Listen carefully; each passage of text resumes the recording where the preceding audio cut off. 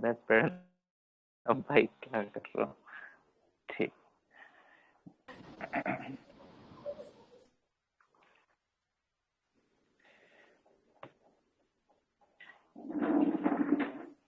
ये दरअसल देखो, के हैं कंसेप्ट तो नोट्स। सारे उसमें सेम रहेंगे बट। हेलो। हाँ हाँ, हेलो, बोलिए। हाँ सर, ये किसके नोट्स है मतलब? मैं अच्छे मैं लग मैं रहे हैं मैं वही बोल रहा हूँ देखने कि में। हाँ, मैं वही बोल रहा हूँ। हम वैसे श्री राम इकोनॉमिक्स को ही कर रहे हैं, बट कुछ कंसेप्ट मेरे को राउज आईएएस से जैसे मैंने पढ़ा है, तो थोड़े से उसके कंसेप्ट थोड़े से अच्छे लगे। अच्छा तो अच्छा। थोड़ा हम ठीक है। उससे पढ़ने की कोशिश करें। ये राउज आईएएस का है ना। नोट्स अगर चाहिए होंगे मैं शेयर कर दूंगा आप लोगों को, तो ले लीजिएगा। कुछ कंसेप्ट थे वो मैंने हाईलाइट भी कर रखे हैं, जो कि मेरे को इससे अच्छे लगे। ठीक है, काफी अच्छा था।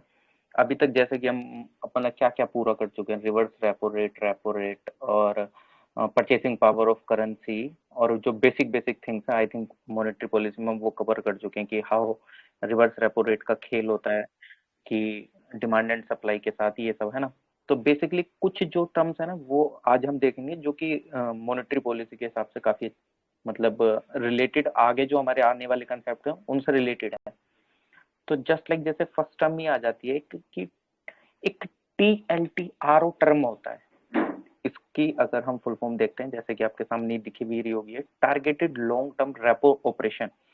अब इसमें आपने एक चीज देखा होगा यार, ये रेपो तो इसमें भी आ रहा है, रेपो रेट हम पहले देख चुके हैं।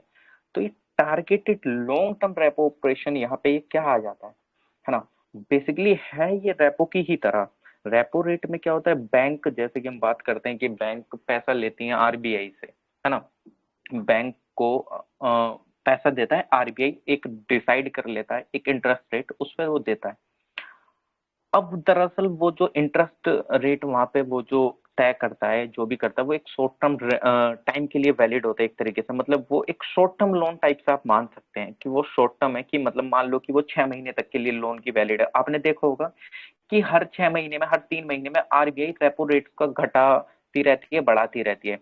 तो यानी कि जो फ्लक्चुएशन है वो हर शॉर्ट टर्म पीरियड्स के लिए है। मतलब जो लोन होगा वो एक short term loan deciding factor जो है, मतलब एक तरीके से, मतलब जो हम जो आरबीआई ने डिसाइड कर लिया, मान लो 4%, वो अगले महीने कर देता है 4.5%। तो यानी कि वो एक short term interest rate deciding है, कि इस बेसिस पे वो लोन दे रहा है। अब वहीं पे आ जाते हैं टीएलटीआरओ भी रेपो रेट की ही तरह होता है, बट ये होता है लंबे समय के लिए वैलिड। अगर जस्ट लाइक जैसे मैं अगर पंजाब नेशनल बैंक से लोन लेने जाता हूँ, और वो लोन की मेरी जो टेन्योर होता है वो मान लेता हूँ मैं 5 साल के लिए करा लेता हूँ।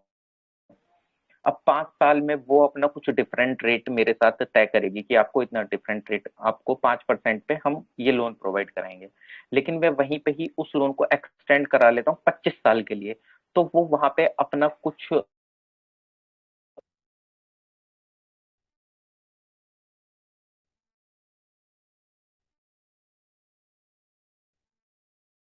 आवाज नहीं आ रही है।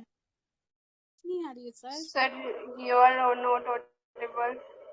एक्स्ट्रा इंटरेस्ट रेट तय करेगी। चलो एक काम करते हैं, हम आपको 25 साल के लिए देंगे, बट हम वहां पे 5% नहीं, हम आपको उस टाइम पे लोन देंगे 10% पे, बीच है ना। वाला तो सेम सारा कंसेप्ट यहाँ पे सारा जो आपने TLT as N R O भी सेम रेपो रेट की तरह होता है, बट एज एन वो जो एग्जाम्पल वाला एप्लीकेबल सब होता है चला वो गया एक सर। लॉन्ग टर्म उनको के लिए सुनाई नहीं दे। है ना। अरे सर 1 ईयर या 3 ईयर्स या 2 ईयर्स, इस तरीके से। अब इसमें एक चीज होती है कि टोटल फंड इससे कितना।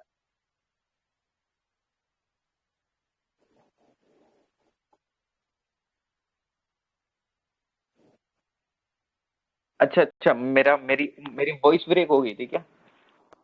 हाँ जी हाँ सर। हेलो। बीच में जो आपने एग्जाम्पल हेलो। को एक्सप्लेन किया है ना। आवाज आ रही है मेरी। हाँ हाँ, जी सर, आवाज आ आ रही रही है। हेलो। है। आ रही है सर।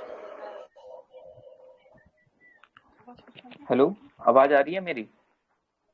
हाँ जी कोई सर, आ रही कोई।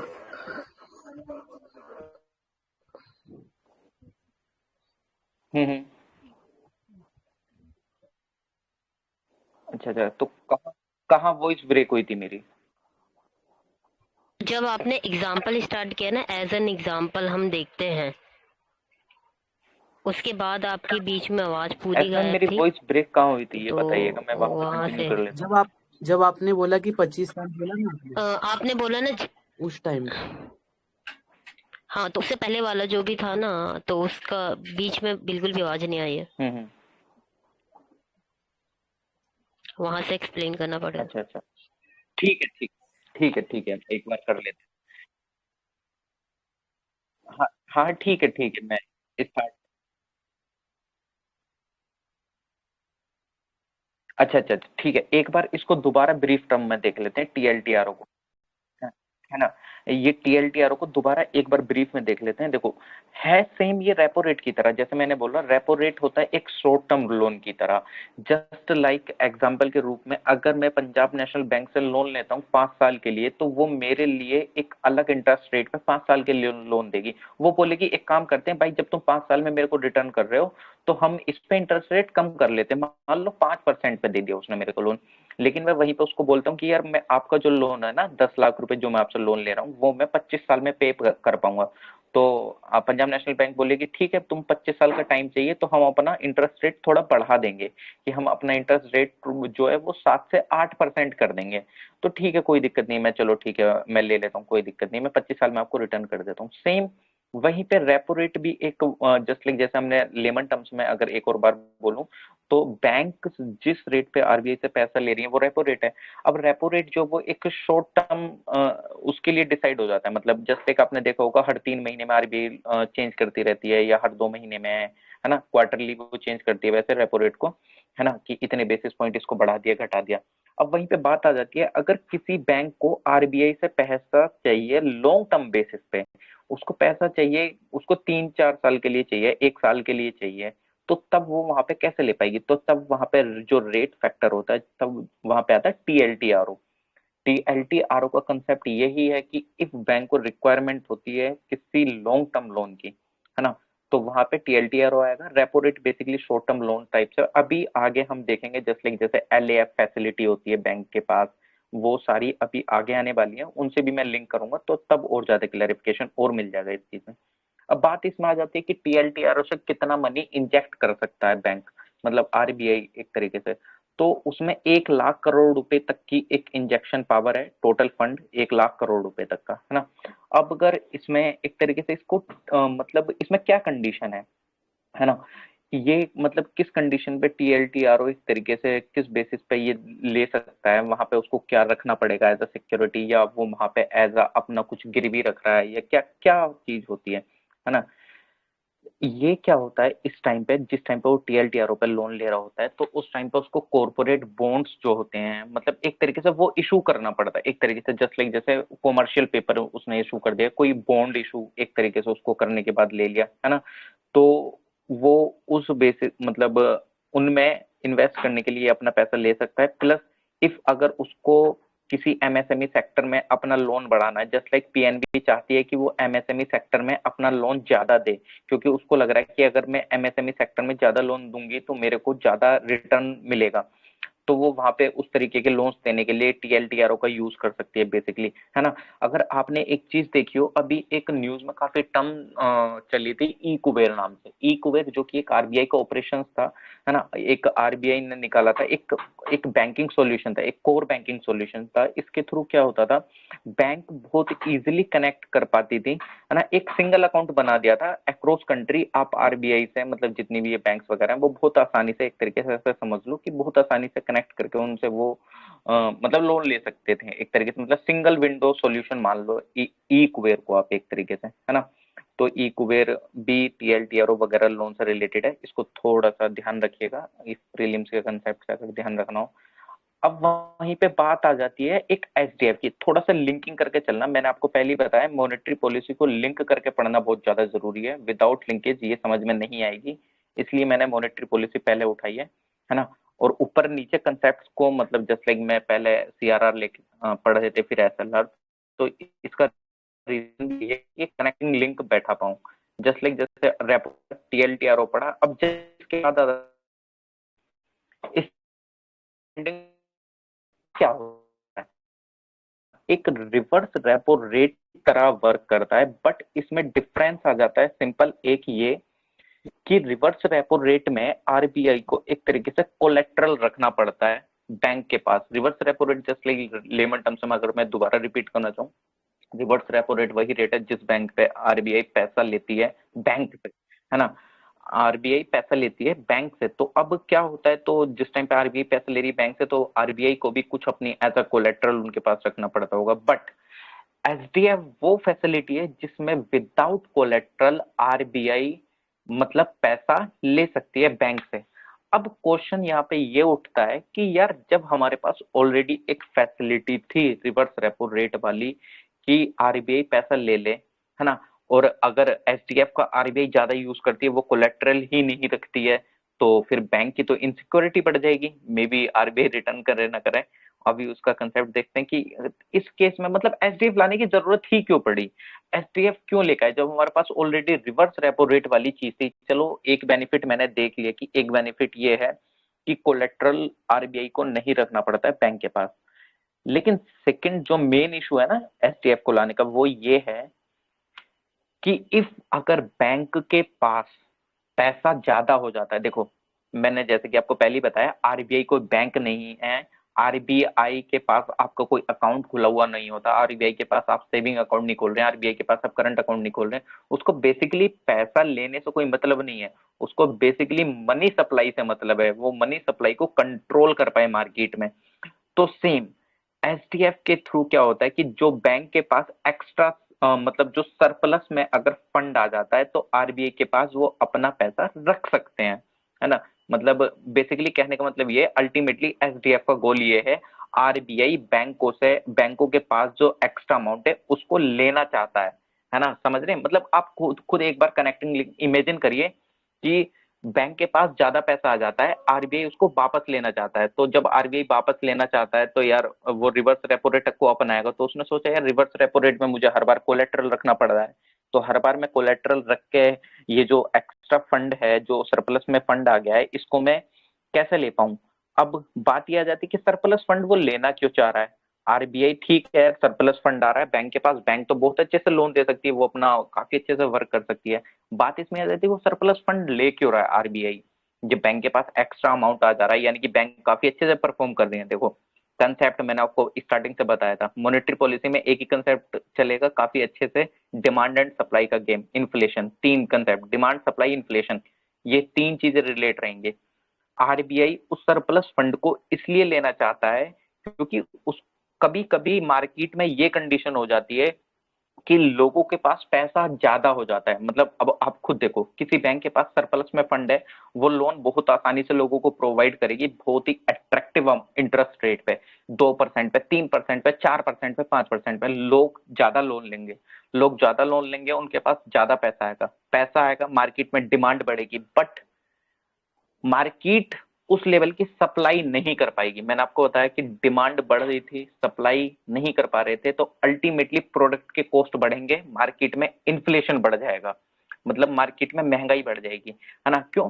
क्योंकि मैंने कल आपको पार्ले जी का एग्जांपल दिया था ना, अगर कोई पार्ले जी के बिस्किट दो ही हैं, उसको खरीदने वाले 10 हैं, तो जो बेचने वाला इंसान है वो उसके रेट बढ़ाएगा, क्योंकि उसको पता है मेरे तो 10 खरीदार हैं, अगर एक भी चला जाएगा तब भी 9 बच जाएंगे, 5 चले जाएंगे तब भी 5 बच जाएंगे, तो वो 5 रुपए का जो बिस्किट है उसकी प्रोडक्ट की कॉस्ट बढ़ा के 15 रुपए कर देगा, 20 रुपए कर देगा, है ना।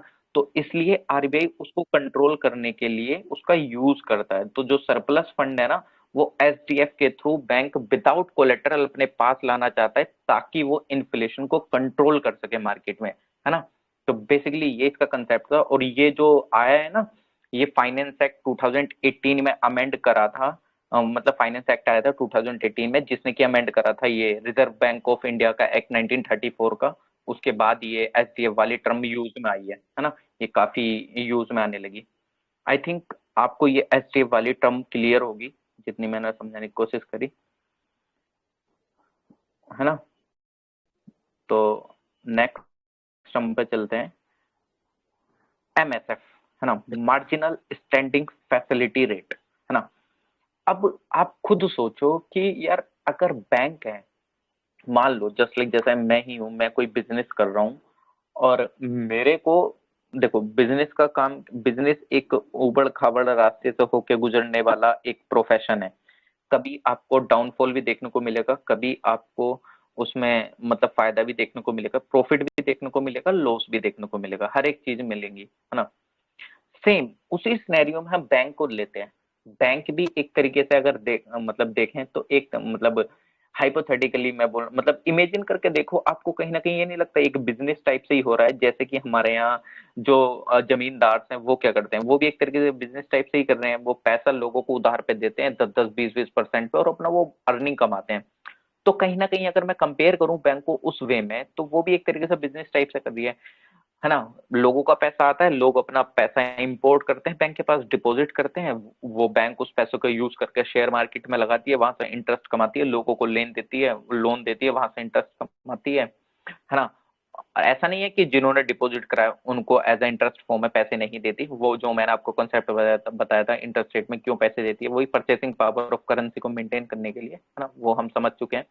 तो सेम यानी कि बैंक भी एक बिजनेस टाइप से अगर हम सोच के चलें तो, ना मैं प्रॉपर ये नहीं कह रहा वो बिजनेस कर रही है, बट एक प्रो मतलब अगर हम देखें तो इमेजिन करें तो थोड़ा सा कहीं ना कहीं सिमिलरिटी वही देखने को मिलती है। जब बैंक इस तरीके से वर्क कर रही है तो मे बी जाहिर सी बात है बैंक को प्रॉफिट भी होगा, लॉस भी होगा, और बैंक लॉस में भी जाती है ना। जस्ट लाइक हम सिनेरियो देख चुके हैं लक्ष्मी विलास बैंक महाराष्ट्र की, उसको आरबीआई ने अपने अंडर में लिया था प्रॉम्प्ट करेक्टिव मेजर्स के थ्रू, और उस पर अपना वो पूरा कंट्रोल करने लगे थे क्योंकि उसकी खस्ता हालत हो गई थी लोगों के, मतलब उसको सिक्योरिटी एंश्योर करनी थी तो उसको उसके अंडर में लेना पड़ा। यस बैंक की खस्ता हालत हो गई थी, मतलब बैंकों की भी खस्ता हालत होती है, हमें ये पता चल रहा है।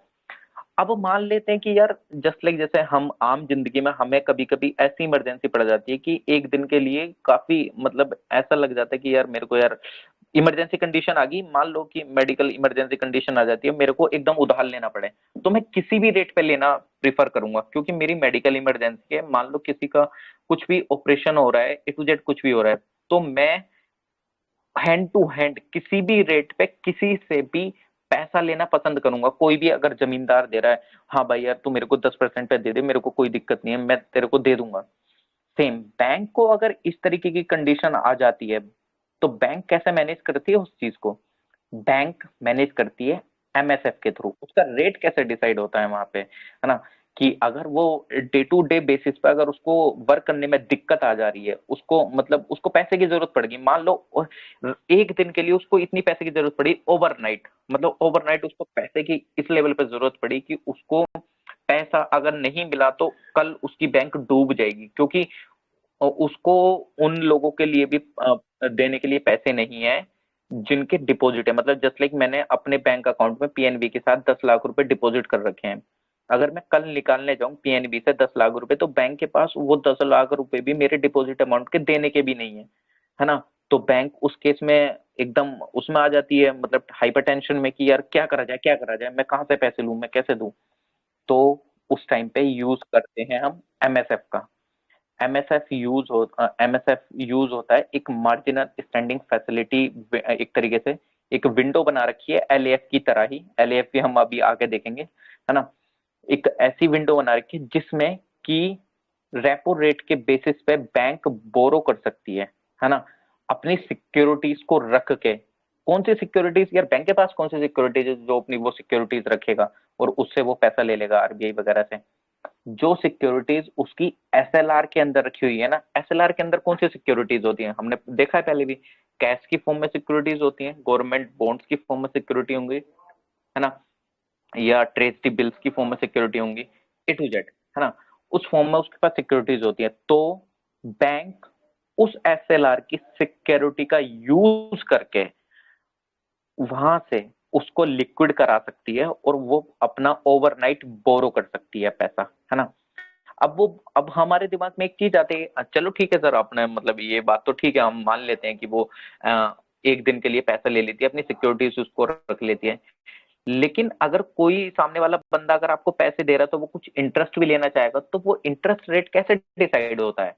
वो जो इंटरेस्ट रेट है ना वो आपका रेपो रेट होता है ना। रेपो रेट के बेसिस पे वो मतलब जो रेपो रेट चल रहा होगा उस रेट पे इंटरेस्ट आपका डिसाइड हो जाएगा, और सिक्योरिटीज जो है एसएलआर के अंदर उनको यूज कर लिया जाएगा। अब एक और क्वेश्चन अराइज होता है, क्या अगर मैं चाहूं, क्या अगर कोई बैंक चाहे एसएलआर के अंदर जितनी सिक्योरिटीज रखी हैं, क्या उन सारे सिक्योरिटीज को एक बार में रख के पैसा ले सकती है? नहीं, ऐसा भी नहीं है, कि एसएलआर में जितनी सिक्योरिटीज रखी हैं वो उन सारी सिक्योरिटीज को रख के पैसा लिक्विड करा ले, ऐसा नहीं है। बैंक के पास, बैंक को भी लिमिट दी गई है। बैंक के पास पहले जो लिमिट थी वो एसएलआर के सिक्योरिटीज को यूज करने की 2% थी, कि वो 2% एसएलआर के अंदर जो सिक्योरिटीज रखी हैं, गवर्नमेंट बॉन्ड्स, ये बिल्स वगैरह जितनी भी, उनका 2% यूज कर सकती है। बट बाद में अभी रिसेंटली इसकी लिमिट बढ़ा के 3% कर दी गई है, अभी मार्च 2021 के आसपास, कि 3% तक बैंक अगर यूज करना चाहे तो इसको यूज कर सकता है ना। तो आई होप कि आपको ये चीज भी काफी समझ आई होगी। इफ एनी डाउट तो प्लीज आप क्वेश्चन मतलब रेज कर सकते हैं कि ऐसा है तो क्यों है, क्यों नहीं है, जो बताने की कोशिश करी। ये कुछ अगर कुछ आपको ऐसा लगता है कि गलत बताया तो वो भी हम डिस्कस कर लेंगे। Hello sir. इफ अच्छा, हाँ किसी को सर, डाउट है? हाँ सर, मैं पूछ रही थी ना, तो जो अगर बैंक उधार लेती है तो कोई लिमिटेशन होता है कि हाँ आपको इतना लिमिट में पैसा लेना है, क्योंकि वो वन नाइट आपकी मतलब आवाज एक नहीं आ दिन। रही है आप। हेलो। हाँ हाँ हाँ, अभी क्लियर? आई है, हाँ। अभी आई है। हाँ सर, मैं बोल रही थी ना, जब बैंक उधार हाँ हाँ, लेता है बोलिए ना, बोलिए। तो कोई लिमिट होता है क्या? मान लो कि आपको 1 लाख लेना है, मतलब एग्जाम्पल में बोल रही हूँ, या उससे ज्यादा, मतलब कोई लिमिटेशन होता है या नहीं? क्योंकि वो एक नाइट के लिए होता है ना, 1 नाइट के लिए होता है, इसीलिए मैं पूछ रही थी। मैं हाँ हाँ, मैं आपका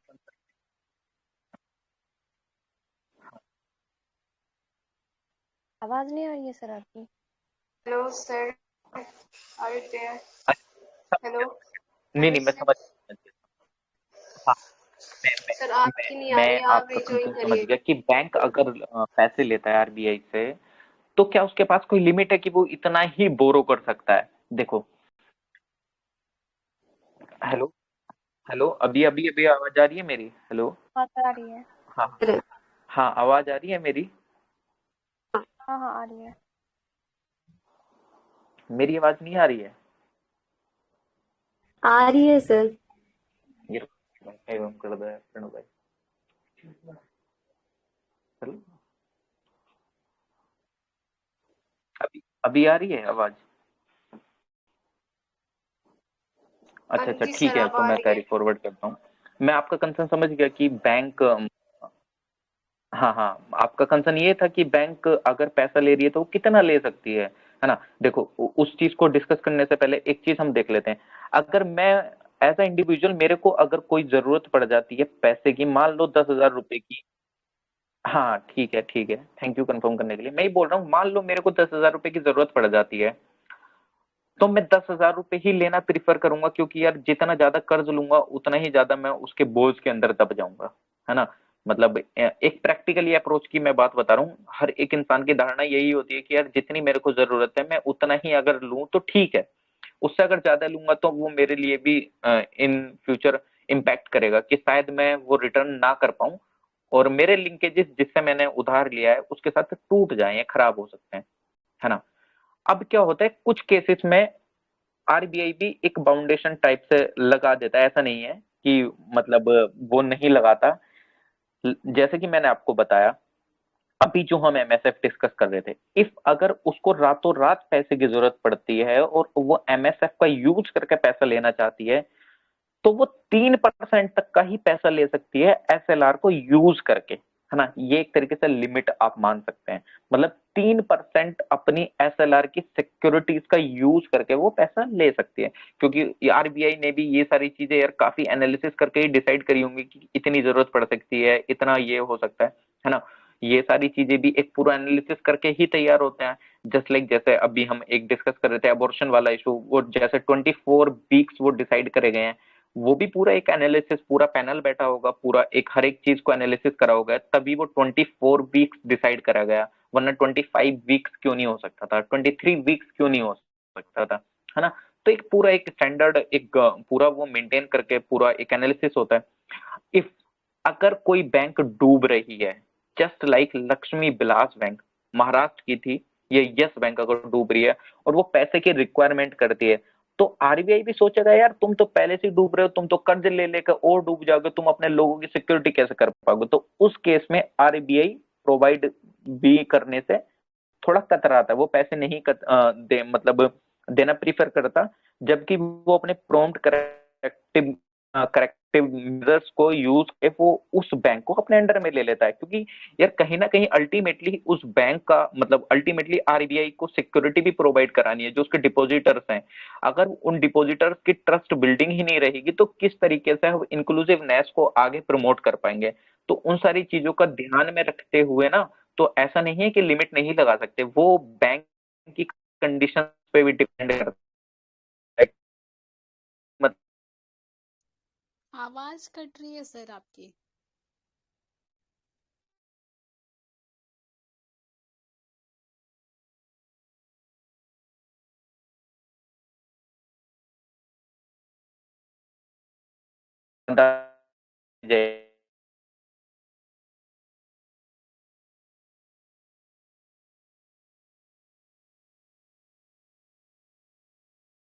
सर आवाज नहीं आ रही है।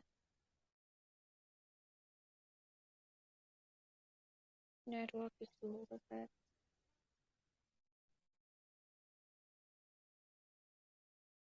कि नहीं आ रही है।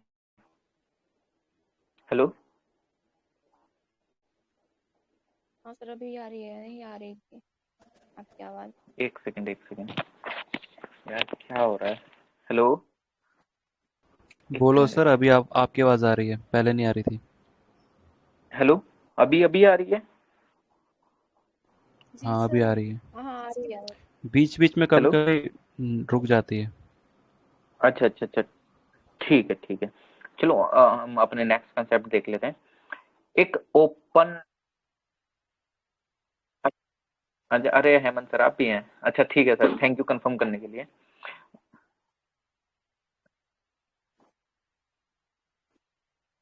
अच्छा अच्छा ठीक है सर, बता दिया करिए, थैंक यू, आप बीच में बता देते हैं। ओपन मार्केट ऑपरेशन देख लेते हैं एक, और एक ऑपरेशन ट्विस्ट, ये काफी न्यूज में चलता है, प्लस इस पे क्वेश्चंस भी बने हैं यूपीएससी प्रीलिम्स में, है ना। और ये हम मेंस अपनी आंसर राइटिंग में भी काफी अच्छे से इनका यूज भी हो जाता है कभी कभी इन द सेंस अगर क्वेश्चन इस तरीके का है तो। एक ओपन मार्केट ऑपरेशन जैसी चीज तमाम चलता रहता है कि क्या है ये ओपन मार्केट ऑपरेशन। अगर आप इस शब्द से ही देखें तो यानी कि ये बोल रहा है कि खुली मार्केट में होने वाली गतिविधि एक तरीके से। अब खुली मार्केट में इन द सेंस कौन सी गतिविधि हो रही है खुली मार्केट में, मतलब ओपन मार्केट में ऐसा क्या हो रहा है, क्या ऑपरेशंस हो रहे हैं, आरबीआई क्या कर रही है। ओएमओ का मतलब डायरेक्टली सीधा ये आ जाता है कि सेल और परचेज गवर्नमेंट सिक्योरिटीज का आरबीआई के द्वारा क्या कहलाता है, मतलब एक ओपन मार्केट ऑपरेशन ही कहलाता है। ओपन मार्केट ऑपरेशन मतलब इफ अगर आरबीआई गवर्नमेंट सिक्योरिटीज को सेल कर दिया या परचेज कर दिया है तो वो आपको ओपन मार्केट ऑपरेशन कहलाएगा। अब बात ये आ जाती है कि यार वो सेल और परचेज कर तो रही है, चलो ठीक है, वो हम मान लेते हैं, हम अगर हम डीमेट अकाउंट वगैरह है हमारा, अगर हम कोई भी शेयर मार्केट से कुछ भी ए टू जेड खरीदते हैं तो हम वो इसलिए खरीदते हैं कि वहां पे हम प्रॉफिट कमा पाए, और फिर बाद में हम बेच देते हैं इसलिए क्योंकि उसका रेट बढ़ जाता है। मतलब मैंने कंपनी के 8 शेयर खरीद लिए, वो 100 रुपए के थे, बट उसकी बाद में वैल्यू हो जाती है 1000 रुपए, तो मैं उसको बेचना चाहूंगा क्योंकि मेरा प्रॉफिट है। क्या आरबीआई भी इसीलिए खरीदता है क्या गवर्नमेंट सिक्योरिटीज को। चलो ठीक है, एक बार को मैं मान लेता हूँ, एक एम हो सकता है आरबीआई का भी, और गवर्नमेंट को भी अगर पैसे की जरूरत पड़ती है तो गवर्नमेंट भी अपने बॉन्ड इशू कर देती है। तो एम ये हो सकता है कि गवर्नमेंट को पैसे की जरूरत पड़ रही है, आंसर आ रहे हैं, नो नो वो आप सही बात कर रहे हैं, है ना। इसका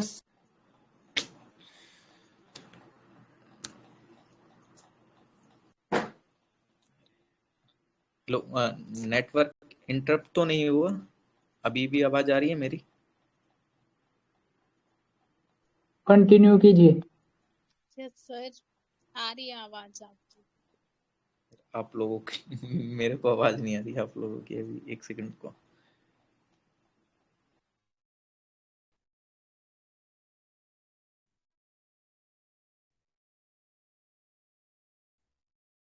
हेलो, हेलो, हेलो। हाँ सर, आ रही रही है है आवाज। आवाज, आ बढ़ाइए। अच्छा अच्छा ठीक, ठीक है, ठीक है। Okay, okay, okay, thank you. है ना?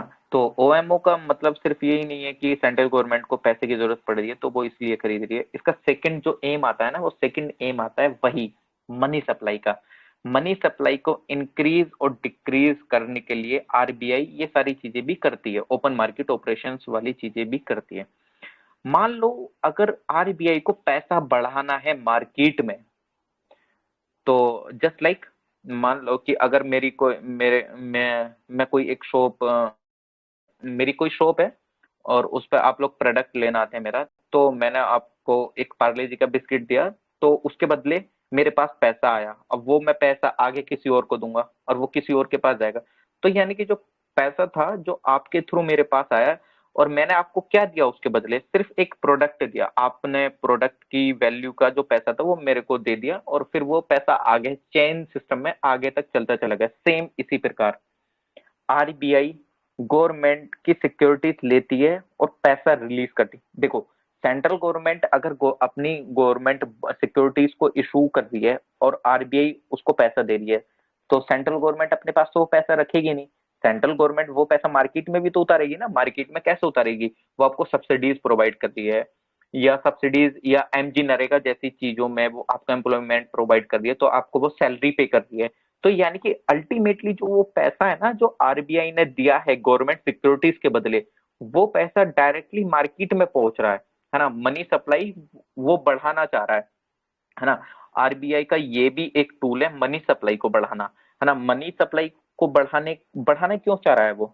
क्योंकि आरबीआई ने ये चीज ऑब्जर्व करी है सेंट्रल गवर्नमेंट ने कि यार मार्केट में पैसा कम है तो डिमांड नहीं क्रिएट हो रही है। लोगों के पास अगर पैसा नहीं है तो वो कैसे प्रोडक्ट खरीदेंगे? जब प्रोडक्ट ही नहीं खरीदेंगे तो सप्लाई जो होगी वो जो कंपनीज हैं वो बनाएंगी नहीं, क्योंकि जब उनके पास प्रोडक्ट की डिमांड आ ही नहीं रही है तो वो क्यों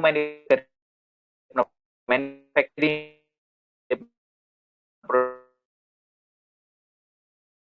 तो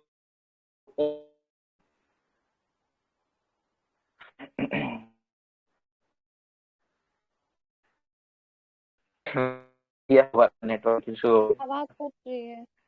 नेटवर्क इस वजह से आवाज बहुत कट रही है।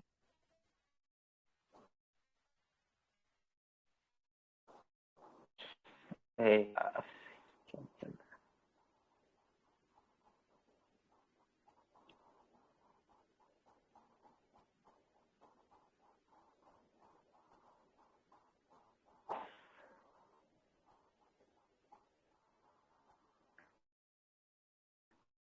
है? Hello, hello. आ रही है। अच्छा अच्छा, आ रही है, ठीक है, ठीक। हाँ, तो मैं वो बोल रहा था,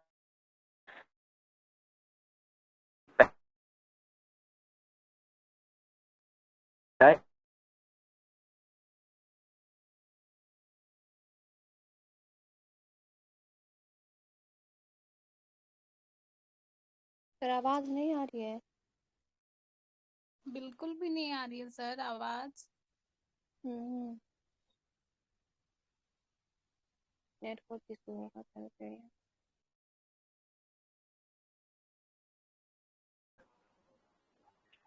हेलो।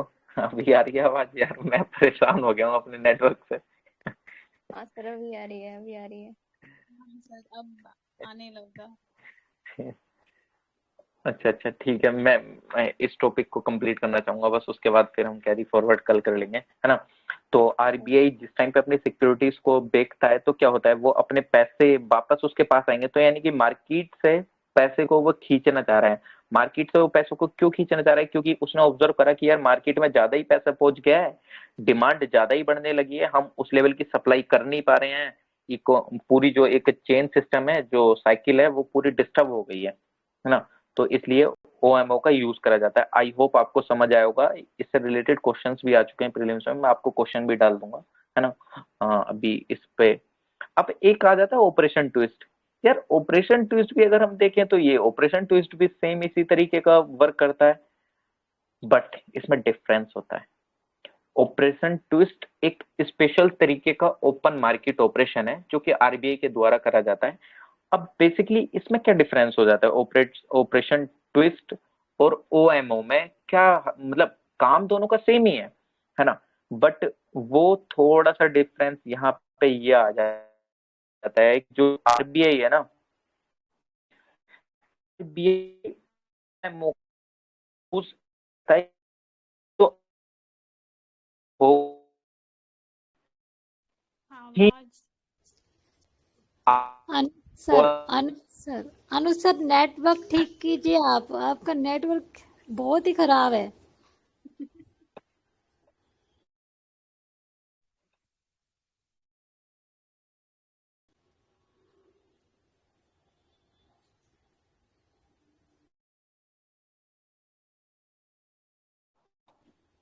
ऊंचे में बैठे हैं कहाँ सर? आपका तो आवाज ही नहीं आ रहा है एकदम से। अनु सर कहाँ है आप? ऐसे कहाँ है, मतलब किस रूम में बैठे थे इतना नेटवर्क खराब रहता है? अरे अभी मैं दूसरे रूम में आ गया हूँ, आई थिंक अभी तो ठीक हुआ होगा। आई होप कुछ यार, अगर अभी भी कुछ ठीक नहीं हुआ ना तो फिर मेरे को फिर टावर पे जाना पड़ेगा। चलिए अभी आ रही है, हेलो। कंटिन्यू कीजिए। आ रही है सर। अच्छा अच्छा ठीक है। हाँ तो देखो, ये ऑपरेशन ट्विस्ट भी सेम इसी तरीके से होता है ना। मतलब जैसे ओएमओ का ऑपरेशन, मतलब जैसे हमने अभी ओएमओ में देखा कि जैसे ओपन मार्केट ऑपरेशन में ये सारी चीजें होती हैं, है ना।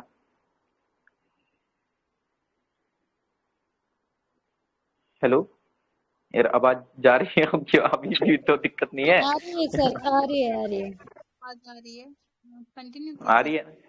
हाँ हाँ हाँ हाँ करिए कंटिन्यू।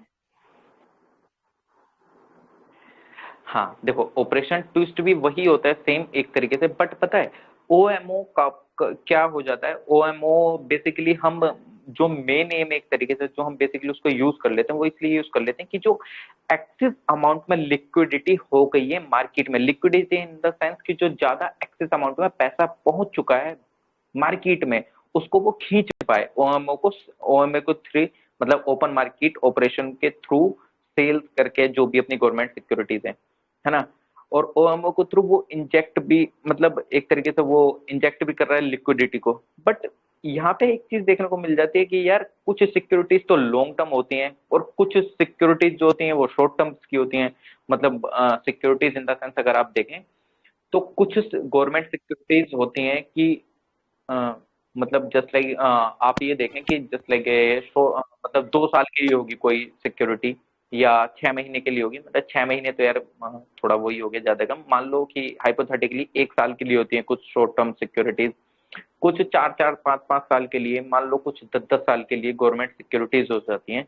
तो उस केस में ये कैसे कर पाते हैं? मतलब उस केस में अगर गवर्नमेंट सिक्योरिटीज का यूज करके मार्केट में पैसे का इनफ्लो और आउटफ्लो को कंट्रोल करा जाए तो उस केस में एक तरीके से कैसे हो पाता है? अच्छा, कुछ बोलना आप चाह रहे हैं क्या कोई? क्योंकि वो शो हो रहा है आपका नाम, मतलब शो तो नहीं हो रहा बट फिर भी इफ अगर कुछ बोलना चाह रहे हैं तो प्लीज बोल सकते हैं।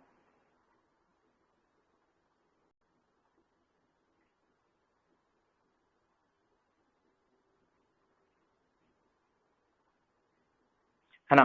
तो जस्ट लाइक क्या होता है आरबीआई के द्वारा, इफ अगर मैं लेमन टर्म्स में बताना चाहूं तो आरबीआई क्या करता है, शॉर्ट टर्म सिक्योरिटीज को लॉन्ग टर्म सिक्योरिटीज में बदलने के लिए ऑपरेशन ट्विस्ट का इस्तेमाल करता है। मान लो कि आरबीआई जो है ना, आरबीआई अपनी जो शॉर्ट टर्म सिक्योरिटीज हैं, जो शॉर्ट टर्म सिक्योरिटीज गवर्नमेंट की उसके पास हैं, वो उन शॉर्ट टर्म सिक्योरिटीज को बैंक्स को बेच देगा, है ना। और वहां से पैसा कलेक्ट करेगा। देखो, पैसा कलेक्ट करने का मतलब मैंने आपको डायरेक्ट बताया ना, मार्केट से लिंकेज है, पैसे का खींचना एक तरीके से। मतलब समझो, इसको समझना यार, कनेक्ट करना, विदाउट कनेक्ट करे ये समझ नहीं आएगा। आरबीआई के पास ऑलरेडी गवर्नमेंट की शॉर्ट टर्म सिक्योरिटीज पड़ी हैं। शॉर्ट टर्म सिक्योरिटीज मान लो 6 महीने की, 6 महीने का टाइम है उनका या 1 साल का टाइम है ना, कि 1 साल के टाइम के बाद आप उनको रिडीम कर सकते हैं, या मतलब 1 साल तक हम, मतलब 1 साल तक का हम आपको ब्याज देंगे, आप प्लीज हमको पैसे प्रोवाइड कर दो, है ना। तो यानी कि 1 साल तक की सिक्योरिटीज पड़ी हैं आरबीआई के पास। अब आरबीआई क्या करता है, आरबीआई उन शॉर्ट टर्म सिक्योरिटीज को बैंक को दे देता है ना। अब वहां से वो फाइनेंशियल इंस्टीट्यूशन जो भी थे या जो भी बैंक्स वगैरह, वहां से वो पैसा कलेक्ट करेगा। अब जो पैसा आरबीआई के पास आया है, कहां से, जो उसके पास शॉर्ट टर्म सिक्योरिटीज थी उनको बेचने के बाद बैंक या फाइनेंशियल इंस्टीट्यूशन को उस पैसे को यूज करके RBI long term securities purchase करेगा। तो अगर आप यहाँ पे सिनेरियो देखें तो आपको कहीं ना कहीं ये नहीं लग रहा कि आरबीआई कुछ नहीं कर रहा है, सिर्फ पैसे का फ्लक्चुएशन देख रहा है, मतलब मनी सप्लाई को कंट्रोल कर रहा है इनडायरेक्टली, है ना। मतलब इनडायरेक्टली वो मनी सप्लाई को मतलब कंट्रोल कर रहा है। अब आपके दिमाग में यहाँ पे ये क्वेश्चन आता है कि यार जिस टाइम पे उसके पास शॉर्ट टर्म सिक्योरिटीज पड़ी थी तो लॉन्ग टर्म सिक्योरिटीज में क्यों बदल ली उसने, है ना। तो देखो, लॉन्ग टर्म सिक्योरिटीज में बदलने का भी इसका एक कारण था। आरबीआई ने जिस टाइम पे बैंक्स को वो शॉर्ट टर्म सिक्योरिटीज दी जो कि 6 महीने का था टाइम या 1 साल का था, तो वहां से उसने पैसा खींचा, क्योंकि उसने देखा कि एक काम करते हैं कि जो मतलब जस्ट लाइक जैसे कोई बैंक है, मतलब पीएनबी मान लेते हैं, पीएनबी के पास एक्सेस अमाउंट पड़ा है, उसको लग रहा है कि यार इस बैंक के पास ज्यादा एक्सेस अमाउंट है, मतलब ये ज्यादा ही लोन प्रोवाइड कर दे रहा है, ज्यादा लोन प्रोवाइड कर देता है, कर रहा है लोगों को, तो उससे क्या हो रहा है, डिमांड में दिक्कत आ रही है, डिमांड ज्यादा बढ़ जा रही है, सप्लाई उस लेवल की हो नहीं पा रही है अभी मार्केट में। तो वो क्या करता है, उस एक्सेस अमाउंट को लेने के लिए कभी कभी शॉर्ट टर्म सिक्योरिटीज उनको दे देता है, और वो वहां से वो पैसा कलेक्ट कर लेता है इनडायरेक्टली, वो वहां से पैसा कलेक्ट कर लेगा, फिर वो दोबारा अपनी लॉन्ग टर्म सिक्योरिटीज है वो गवर्नमेंट से खरीद लेगा, है ना। गवर्नमेंट से खरीदेगा तो वहां पे मतलब एक तरीके से आप ये देखें कि आपको सिक्योरिटीज के हेर फेर से एक चीज समझ आ रही है कि कुछ नहीं हो रहा है, सिर्फ मनी सप्लाई का आना जाना रोका जा रहा है, जिससे कि इन्फ्लेशन को कंट्रोल करा जा सके, ये डिमांड एंड सप्लाई की चेन को कंट्रोल करा जा सके, है ना। और इसके आगे का हम कल कैरी फॉरवर्ड करते हैं, क्योंकि आगे वो ऑपरेशन ट्विस्ट में काफी अच्छा कंसेप्ट आने वाला है। इफ अगर वो स्टार्ट हो जाएगा तो काफी ज्यादा टाइम लग जाएगा, तो मैं चाहता हूँ कि इसको कल कर पाए, क्योंकि फिर आगे ज्यादा ही मतलब ज्यादा लंबा कंसेप्ट हो जाएगा थोड़ा सा। तो आई होप, मैं इसको अभी यहीं पे रोकना चाहूंगा, क्योंकि बाकी कंसेप्ट हम कल स्टार्ट करते हैं, क्योंकि आगे जो कंसेप्ट आने वाला है ऑपरेशन ट्विस्ट में वो थोड़ा सा लेंथी है, वो थोड़ा ज्यादा लंबा हो जाएगा फिर, है ना।